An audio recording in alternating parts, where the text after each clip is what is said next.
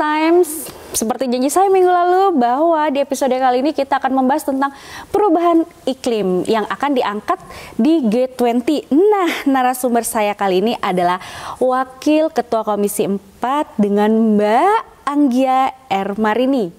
Beliau adalah politisi dari Partai Kebangkitan Bangsa. Halo Mbak Anggi. Halo juga Mbak Eta. Terima kasih untuk waktunya. Nah, di G20 nanti salah satu prioritas isunya adalah transisi energi yang berkelanjutan.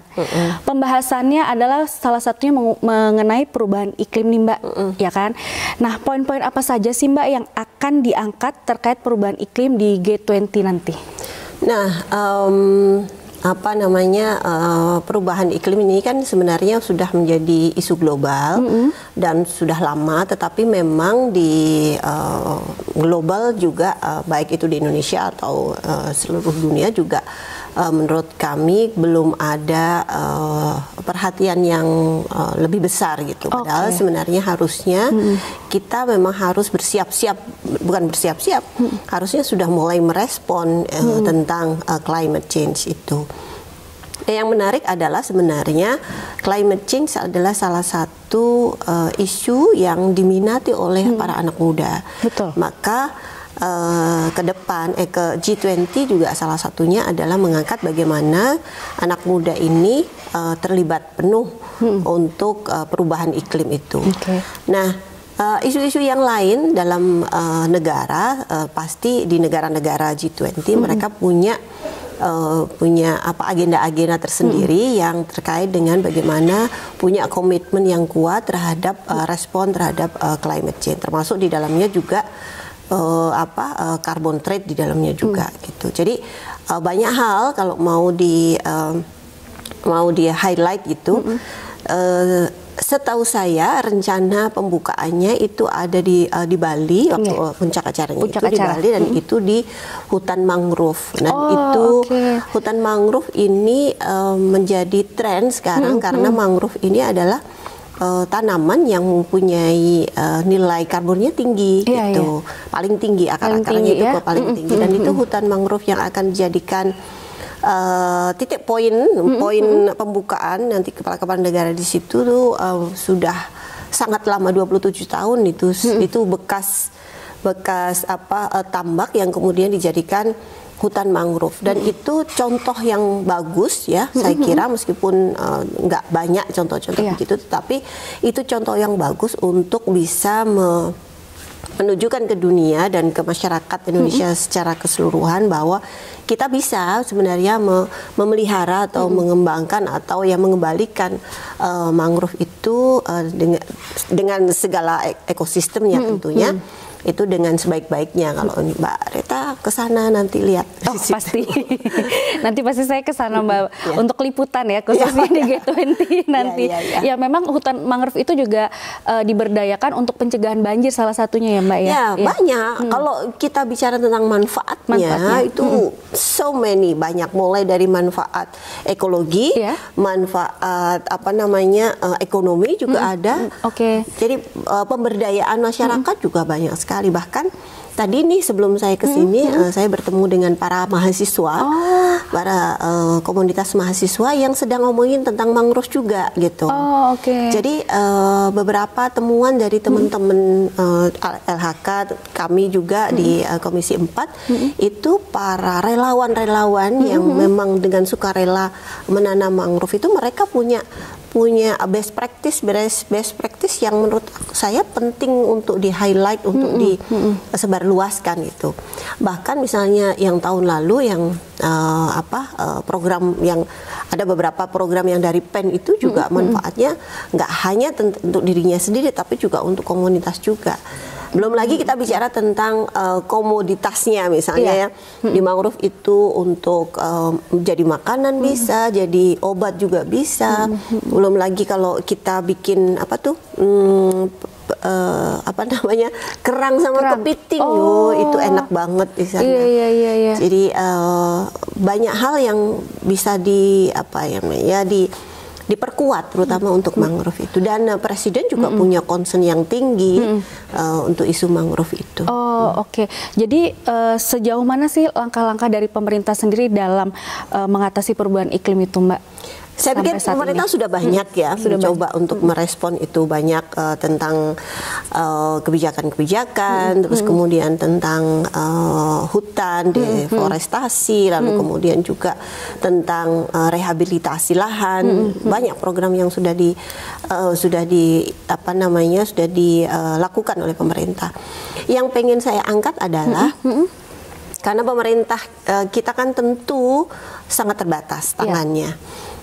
Negara Indonesia itu huge ya, banyak, gede banget gitu, dan yang diurus juga banyak. Sedangkan kita sadari bahwa anggarannya nggak terlalu banyak. Maka penting memberikan pemerintah ini mempunyai intervensi yang memberdayakan masyarakat, karena masyarakat itu mereka akan dengan sukarela untuk membantu ekologi, membantu ekosistem lingkungannya itu supaya tetap lestari begitu. Maka yang diperlukan adalah kehadiran negara, pemerintah memberikan peningkatan kapasitas supaya masyarakat tahu bagaimana menjaga lingkungannya. Contoh misalnya, kenapa mangrove-nya hancur ya? Kan kita banyak nih sekian hektar gitu ya yang hancur. Bisa jadi bukan hanya karena saya tidak ini ya, kalau private sector juga punya penyumbang yang besar juga untuk kerusakan lingkungan, tetapi ketika masyarakat dikasih penguatan, dikasih kapasitas, dikasih pengertian, dikasih ilmu, dikasih keterampilan untuk menjaga, itu juga akan serta-merta mereka juga akan menjaga dari baik dirinya, karena bisa jadi mereka melakukan hal yang harusnya nggak boleh dilakukan karena nggak tahu, tapi itu merusak lingkungan, bisa dari dirinya atau dari private sector atau dari industri. Ketika dia paham dan sangat sadar, sangat sensitif terhadap isu lingkungan, ketika ada industri datang merusak lingkungannya, dia akan juga melindungi gitu. Jadi penting untuk menjadikan masyarakat sekitar hutan, sekitar semua lah kalau menurut saya, itu mereka sensitif terhadap isu-isu lingkungan. Nah, anak muda sebenarnya ini punya peluang besar. Karena dari berbagai survei, itu anak muda ini isu yang mereka senengi gitu ya, itu adalah isu lingkungan. Makanya saya kalau hari ini kita lagi bicara tentang sampai dengan hari ini ya, sampai hari ini menurut saya penting sekali, apalagi di segmen anak-anak muda begitu. Oke, tapi kalau ada juga kan Mbak, maksudnya yang beberapa mungkin mereka viral terus mereka jadi peduli gitu. Tetapi masih ada juga yang kita banyak juga sih ngeliat, kayak contoh nih, saya lihat dari komunitas mungkin kayak pecinta alam lah ya. Masih sering kadang-kadang anak-anak yang mereka cuma hanya kebutuhan konten, tetapi akhirnya membuat sesuatu hal yang itu berdampak, merusak, dan efeknya tuh jangka panjang. Itu gimana tuh Mbak? Itu ya harus ada efek jerah. Jadi pertama tadi ya, negara harus hadir untuk menyadarkan, untuk membuat masyarakat itu sensitif terhadap isu lingkungan, sehingga yang bertugas lingkungan itu milik kita semua, tidak hanya miliknya LHK, tidak hanya miliknya KKP, atau tidak hanya miliknya Komisi 4, tetapi semua warga, semua yang ada di bumi Indonesia ini punya tanggung jawab untuk menjaga. Itu harus dilakukan oleh negara, nggak mungkin nggak ada intervensi, nggak ada rekayasa, nggak mungkin. Jadi harus tetap ada program, ada intervensi, ada gerakan yang, karena kan negara yang punya infrastruktur, betul. Aturan, undang-undang kayak gitu, regulasi itu negara yang punya. Nah, itu harus ada intervensi di situ. Itu pertama. Kedua, harus ada efek jerah untuk para perusak lingkungan. Jadi kayak kita kan sedang nih di Komisi 4 sedang merevisi Undang-Undang Nomor 1990 yang itu tentang konservasi ya, Undang-Undang konservasi. itu sudah hampir 30 tahun belum dirubah, belum direvisi. Nah, sekarang kita lagi merevisi inisiasi dari Komisi 4. Itu salah satunya adalah yang tadi saya sebutkan tadi, pemberdayaan masyarakat atau pelibatan masyarakat. Yang kedua, ada efek jerah. Jadi efek jerah yang seminimal, bukan jadi paling berat bukan yang di atas yang dihitung, itu pokoknya Pak Ainiin paling berat 5 tahun misalnya seperti atau berapa ininya. Jadi sanksi yang bikin jerah ini juga penting sekali untuk orang lain juga berpikir dua kali. Kemarin dapat informasi waktu kita lagi rapat dengan LHK di Taman Komodo, Taman Nasional Komodo, itu ada yang membunyikan petasan, coba. Itu mengerikan sekali. Iya. Kalau kebakaran hutan gimana itu? Ya, bukan. Itu kan ya itu Taman Nasional yang harus dijaga. Yang harus dijaga, dan itu wisatawan kita dalam negeri. Coba. Ya, oke. Itu menjadi tamparan bagi kita semua. Tidak hanya bagi LHK, tidak hanya bagi masyarakat, tetapi bagi kita semua. Pertama, betapa rendahnya kesadaran masyarakat kita terhadap lingkungan, apalagi itu Taman Nasional. Yang kedua, betapa kita tidak mampu mengontrol. Taman Nasional kan itu aset ya, itu aset, betul, harus dijaga. Kalau bagi saya itu kayak berlian. Jadi suka berlian nggak? Suka dong. Saya suka sekali berlian.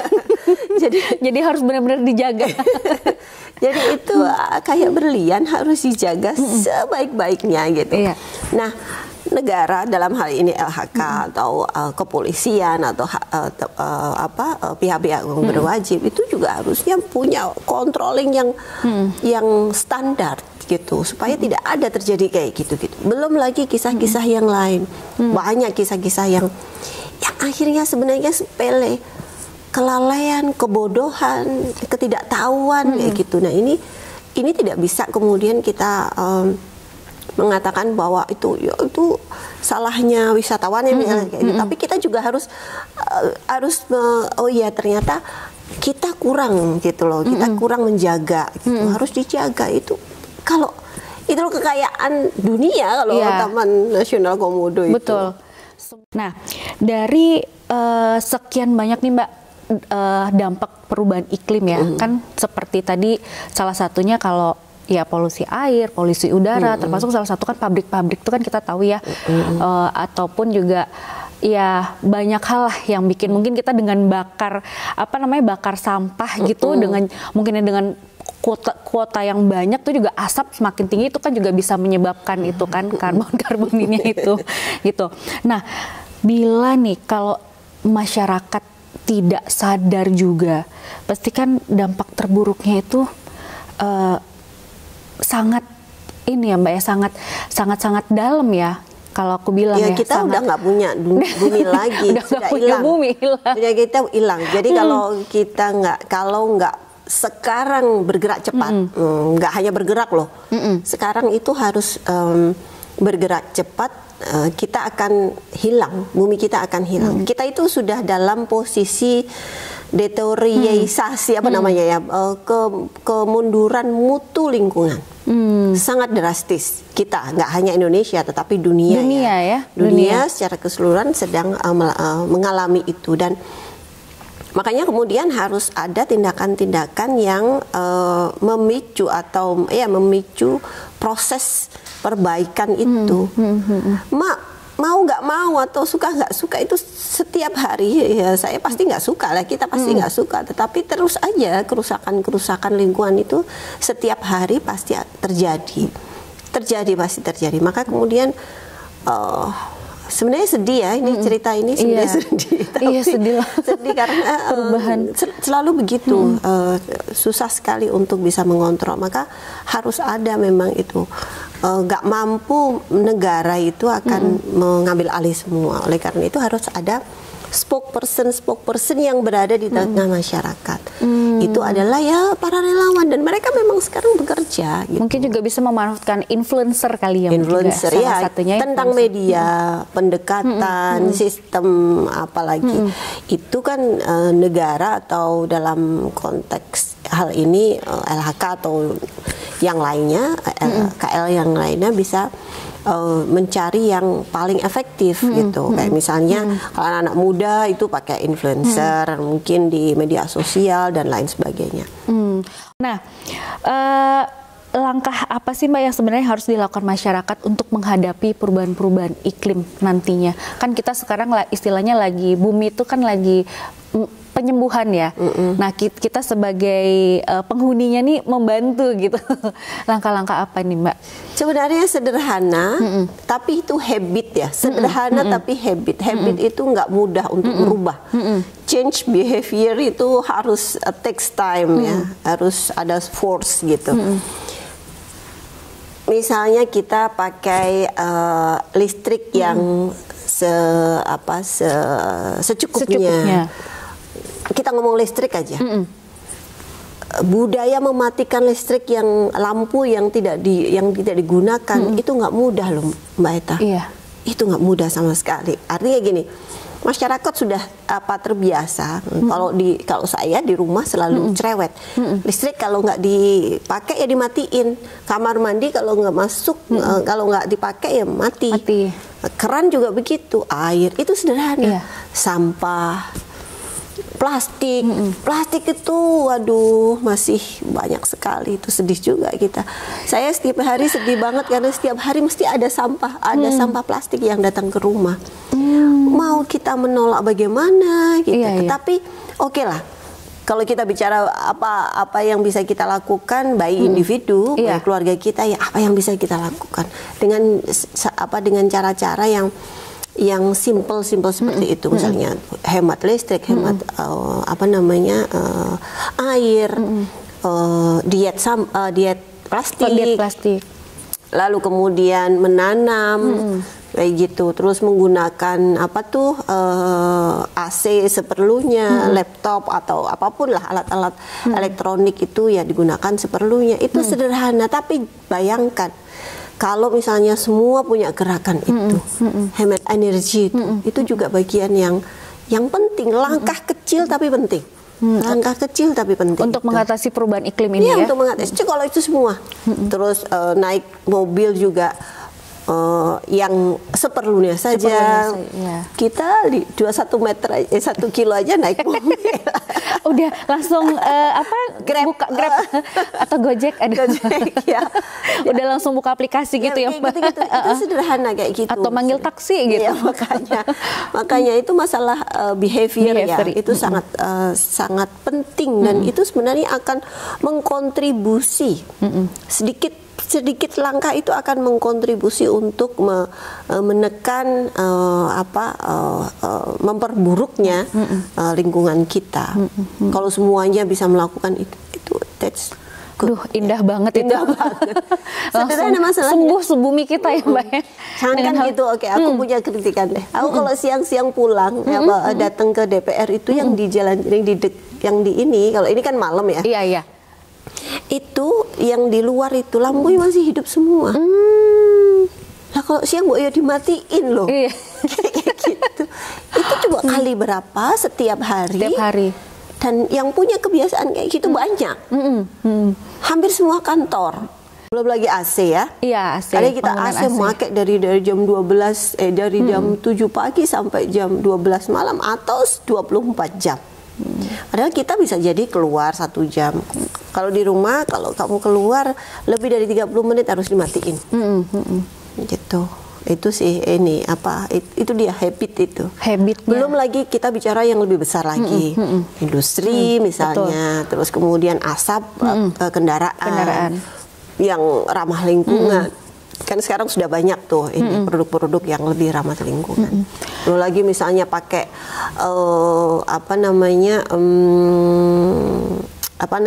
fuel itu bahasa Indonesia apa namanya? Apa ya? bahan bakar yang ramah lingkungan, yang tidak berasal dari fosil misalnya seperti itu. Itu juga itu lebih besar lagi. Tapi kalau bicara tentang per individu di keluarga, lakukan yang sangat sederhana itu aja. Ya, artinya kan berarti perubahan itu harus dimulai dari keluarga dulu ya, Mbak, ya, lingkungan keluarga ya, hal kecilnya ya, sebelum melakukan hal-hal yang besar gitu. Mungkin setelah kita sudah sukses nih di keluarga, kita bisa mengingatkan ke teman kita atau siapa, itu lampu coba tolong dihemat, dan lain sebagainya. Nah, ini berkaitan dengan pemindahan ibu kota nih Mbak ke Kalimantan Timur. Kan kita tahu ya, hutan Kalimantan itu sangat indah gitu. Bagaimana sih Mbak langkah dari pemerintah, khususnya dari DPR, dalam memberikan masukan nih ke Presiden dan kementeriannya dalam menyeimbangkan antara bangunan nantinya yang akan dibangun untuk para pegawai dengan lingkungan sekitar yang tadinya kan hutan lebat nih, terus kemudian didirikan bangunan-bangunan perkantoran. Itu bagaimana Mbak? Itu ya kalau kami di DPR nggak bisa jawab secara detail karena yang punya rancangan pemerintah. Betul. Kementerian yang punya rancangan. Tetapi minggu lalu waktu rapat dengan Bu Menteri, terutama Bu Menteri LHK, saya mengingatkan bahwa kan konsepnya adalah Forest City. Forest City kan bagus tuh ya, Forest City. Tetapi ini nggak mudah untuk bicara Forest City. Dimensinya seperti apa, konsep prinsipnya seperti apa, itu harus didetailin. Maka teman-teman Komisi 4 juga minta untuk lebih di breakdown, lebih dipastikan. Yang disebut oleh Forest City itu seperti apa, definisi operasionalnya seperti apa, bagaimana kita menjaga betul bahwa hutannya tidak terpapas habis gitu. Bagaimana tadi bahasanya apa? Pertanyaannya Mbak Reta menyeimbangkan antara bangunan dengan hutan yang di sekitar. Apalagi kan hutan Kalimantan tuh paru-parunya dunia. Iya, makanya itu juga salah satu concern kami juga karena bagaimana bagaimana hutan kita tadi yang saya katakan di awal bahwa bumi kita ini semakin turun ini mutunya. Apalagi kalau misalnya paru-paru kita juga akan dipangkas itu, bagaimana ininya memastikan. Meskipun terus terang ya kita masih ragu untuk melihat keberhasilan. Tetapi kan nggak bisa kemudian saya atau kami dari Komisi 4 bilang, oh kamu pasti nggak bisa. Tapi kita harus meyakinkan bahwa langkah-langkah itu bisa benar-benar dilakukan sampai kepada indikator bahwa hutan itu masih terjaga gitu. Pasti ada degradasi pasti, nggak mungkin enggak. Tetapi bagaimana itu menyeimbangkan bahasanya, menyeimbangkan itu pilihan yang sulit kalau menurut saya. Tetapi memang kita kan coba untuk, kalau Jakarta memang sudah sangat lelah ya. Sudah sangat lelah memang. Jadi memang harus ada terobosan yang berani, dan Pak Jokowi ini menurut saya berani untuk menerobos gitu ya, menerobos untuk bikin IKN di Kota Nusantara itu. Iya, kalau Jakarta kan memang dia dilalui 13 aliran sungai ya, dan memang masyarakatnya sendiri pun juga saya katakan belum sadar juga sepenuhnya tuh untuk menjaga lingkungannya, sehingga setelah sekian ribu tahun udah sekian abad ya, jadi memang sudah saatnya nih ya, semoga dengan adanya blueprint tadi ya Mbak, menyeimbangkan itu memang benar-benar bisa Forest City yang diharapkan itu bisa terwujud ya. Amin, semoga. Karena aku cinta hutanku. Iya, makanya. Apalagi kan menjadi paru-paru dunia ya, salah satunya kan paru-paru dunia. Nah, ini pertanyaan kita terakhir nih Mbak. Apa harapan dari Mbak Anggi untuk para generasi muda saat ini dan juga penerusnya nanti ke depannya dalam hal menjaga dan melestarikan lingkungan? Para anak muda, saya katakan tadi kan masalah menjaga lingkungan lalu kemudian menghambat perubahan iklim itu berkaitan dengan habit ya, berkaitan dengan behavior, kebiasaan. Dan anak-anak muda ini harapan saya sih bisa jadi change maker. Jadi apa namanya, jadi orang yang mampu untuk merubah, bisa mengajak perubahan, ya, bisa mengajak perubahan. Karena kalau anak muda kan punya jaringan yang sangat luas, punya energi yang sangat luas, itu bisa disalurkan untuk merubah kebiasaan-kebiasaan buruk itu menjadi kebiasaan-kebiasaan yang lebih baik. Itu sederhana, merubah kebiasaan itu saja, dari kebiasaan yang boros air, boros listrik, boros energi, bensin, apalagi mubadzirin makanan misalnya, ke yang sebaliknya, yang lebih baik, yang hemat energi, yang ramah lingkungan, yang diet plastik, yang tidak mubadzirin makanan, tidak yang menanam yang satunya memotong menebang pohon, yang satunya nanam gitu. Jadi merubah begitu, merubah gitu. Jadi kalau misalnya anak-anak muda ini kan punya harapan, kalau menurut saya punya harapan besar untuk mampu merubah itu. Itu aja. Apalagi mereka semangatnya tuh masih menggebu-gebu ya Mbak ya. Masih menggebu-gebu, jadi dengan banyak sekali ide juga gitu kan. Idenya kan banyak. Ide-idenya kan banyak. Kalau ide saya kan paling ayo tanam pohon. Kalau anak-anak muda itu kan idenya ada aja macam-macam. Kalau saya kan paling ayo matiin lampunya.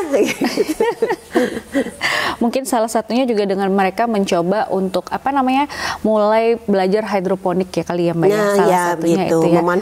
Memanfaatkan semua jengkal tanah, jengkal space yang ada di sekitar kita. Kalau mereka tidak mau membajak sawah, ya ayo kita mulai dengan hidroponik. Ya kan, hanya bermain dengan tabung-tabung, paralon gitu kan, dengan aliran air kan bisa salah satunya itu dalam rangka untuk juga transisi energi yang berkelanjutan ke depannya ya Mbak ya, untuk itu. Oke Mbak Anggi, terima kasih sebelumnya sama-sama untuk waktunya. Para Sobat Times di sini pasti senang banget nih. Makasih juga para Sobat Times. Ya namanya apa? Sobat Times to Talk. Oh, Sobat Times to Talk. Sobat Times to Talk. Oke Sobat Times, perbincangan kita kali ini sangat menarik sekali tentang perubahan iklim, dan pasti nanti akan ada part 2 karena kita menuju ke G20 ya teman-teman. Jadi kalian sebagai Sobat Times, sebagai para kaum milenial dan generasi Z, sudah saatnya ayo kita bangkit untuk mencegah perubahan iklim yang lebih ekstrim lagi ya Mbak ya, salah satunya itu. Oke, jangan lupa untuk like, comment, subscribe, and share Times to Talk tentunya. Kalian boleh kasih saran dan kritik ataupun masukan-masukan tentang mau bahas apa sih di episode selanjutnya, dan juga nih buat teman-teman sekalian yang mau mengenal Mbak Anggi lebih dekat ya kan, atau mungkin update-update terbaru dari Mbak Anggi tentang kegiatan di Komisi 4, boleh untuk like ataupun follow Instagramnya di mana Mbak Anggi? @anggia_r_marini. @Anggia_r_marini. Oh, Anggia_r_marini. Oke. Nah, teman-teman, sampai jumpa di episode selanjutnya. Dan jangan lupa untuk selalu menjaga lingkungan kita sehingga kita bisa mencegah perubahan iklim yang lebih ekstrim lagi. Saya Margareta Putri dan Anggia_r_marini undur diri. Sampai jumpa. Bye-bye. Sampai jumpa.